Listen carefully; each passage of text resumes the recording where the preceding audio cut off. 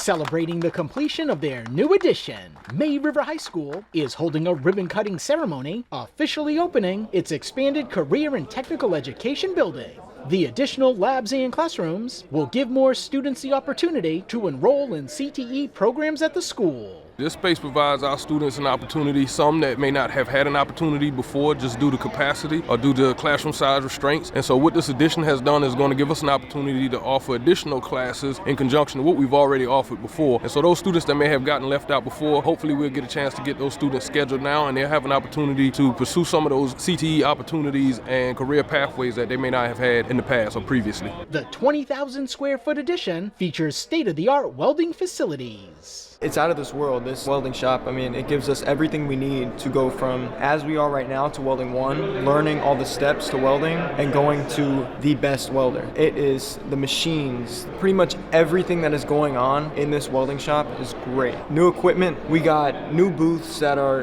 wonderful. I mean, they got all types of new stands. It makes everything going from good welding to best welding. We're going from great to awesome. The building also includes opportunities for students taking engineering and advanced technology courses, along with 6,000 square feet dedicated to the Air Force JROTC program. This new dedicated space means a lot to us because we don't have to search for space anymore. We really get to focus on expanding our core, and it provides us new technologies and spaces to store our equipment and produce outstanding cadets in our community. This project was funded by the 2019 and 2023 school board referendums. At May River High School, Ron Lopes, Beaufort County School District.